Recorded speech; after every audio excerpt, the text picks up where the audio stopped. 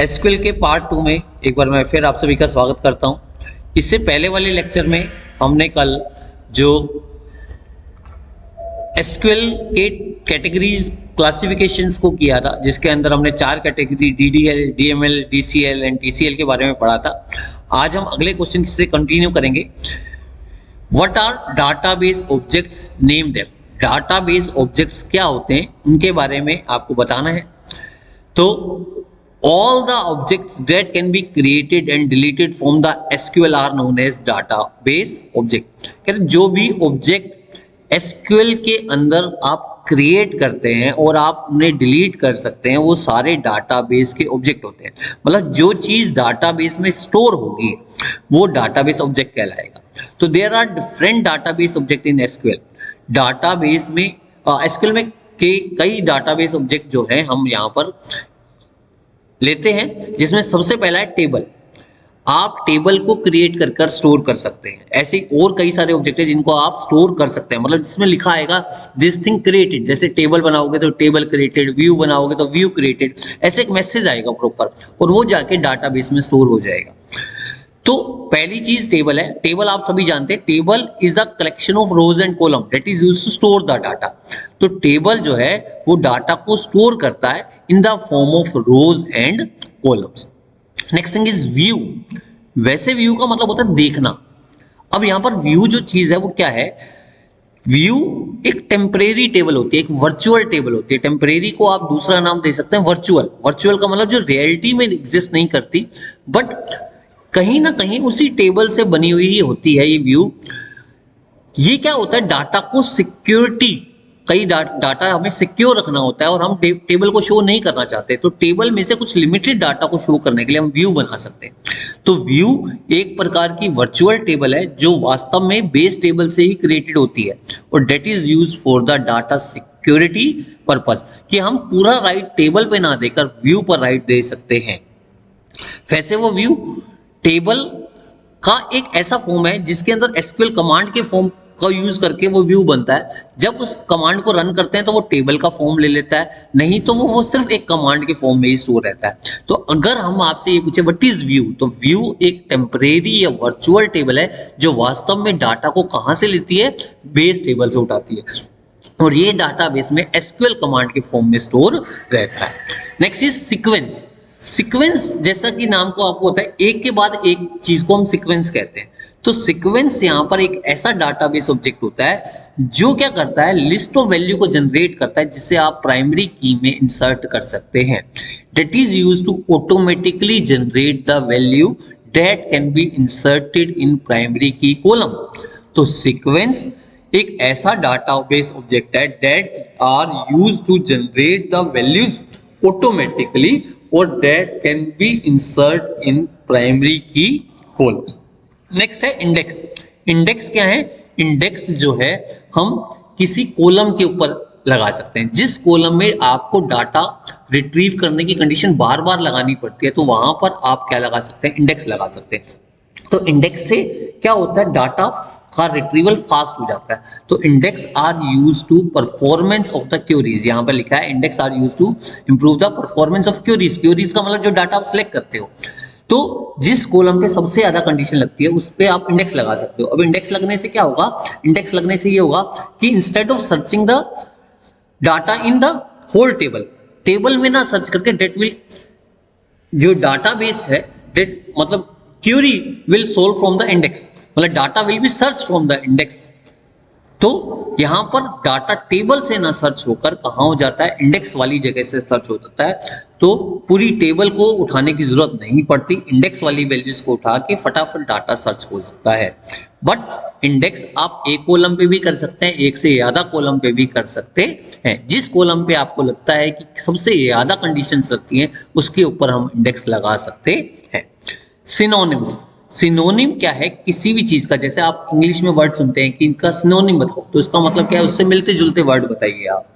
जैसे हिंदी में पर्यायवाची कहते हैं, तो सिनोनिम का मतलब अगर आप किसी ऑब्जेक्ट की एक उसकी जैसी सेम कॉपी बनाना चाहते हैं तो सिनोनिम के द्वारा बन सकते हैं किसी भी ऑब्जेक्ट की। जैसे जो आपने पढ़ा टेबल, व्यू, इन तरह की आपने इनका सिनोनिम बनाना है तो आप सिनोनिम बना सकते हैं, तो दूसरे नाम से क्या कर देगा, उसी की एक डुप्लीकेट कॉपी बना देगा।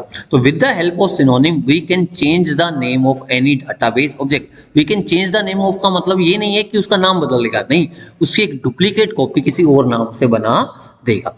तो 5 डाटाबेस के ऑब्जेक्ट हैं, एक टेबल जो डाटा को रोज या कॉलम में स्टोर करते हैं, दूसरा व्यू जो एक वास्तव में वर्चुअल क्या होती है, टेबल होती है जो वास्तव में एग्जिस्ट नहीं करती, जो डाटा को बेस टेबल से उठाती है, एक एसक्यूएल कमांड की तरह स्टोर होती है। सीक्वेंस एक क्या करता है, वैल्यूज को जनरेट करता है, सीरीज ऑफ वैल्यू को जनरेट करता है जो आप प्राइमरी की कॉलम में इंसर्ट कर सकते हैं।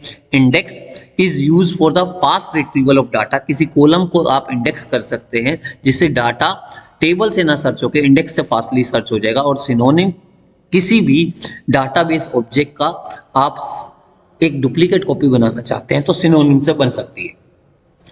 अगला क्वेश्चन है what are the rules of naming the database object. जैसे आपने ये 5 डाटाबेस ऑब्जेक्ट पढ़े, तो अगर आपने इनका नाम देना है तो नाम किस तरह से होना चाहिए, उसका पहला अक्षर क्या होना चाहिए, कितने अक्षर का हो सकता है वो नाम, स्पेस होगा या नहीं होगा, इस तरह के रूल है। तो रूल डाटाबेस के ऑब्जेक्ट क्या है, तो पहला रूल कहता है कि इसका नाम मैक्सिमम 30 कैरेक्टर्स का हो सकता है, कि ऑब्जेक्ट का नेम मैक्सिमम 30 कैरेक्टर का हो सकता है, और name must start with a letter, और इसका पहला अक्षर जो है वो क्या होना चाहिए, लेटर होना चाहिए।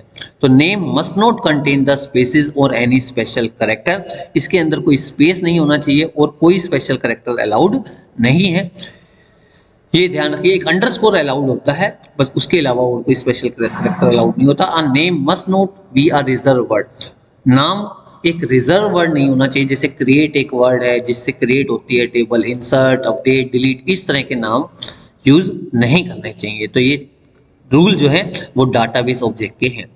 नेक्स्ट क्वेश्चन है what are data type in SQL. ये एक अच्छे क्वेश्चनों में से माना जाता है कि डाटा टाइप एसक्यूएल की कौन सी हैं। इस क्वेश्चन को बहुत ध्यान से सुनिएगा।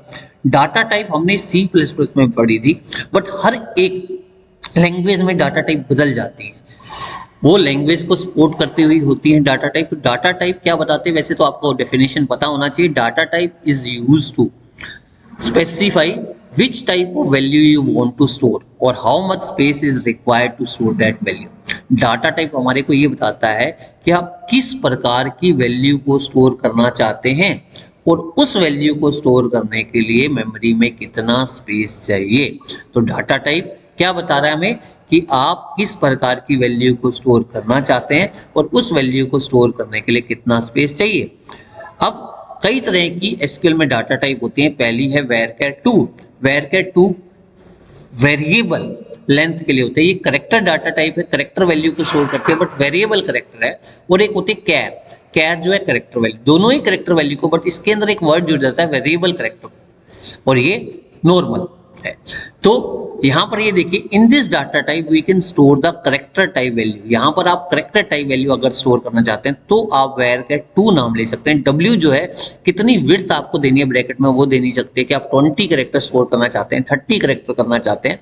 तो width given in this data type is variable length. जो विड्थ आप देंगे वो वेरिएबल लेंथ की होगी, जिसको आप समझिए ध्यान से। वेरिएबल लेंथ का मतलब क्या है, सपोज आपने ब्रैकेट में लिख दिया 20 और 20 के अंदर उसकी विड्थ आपने इसका मतलब 20 दे दी है।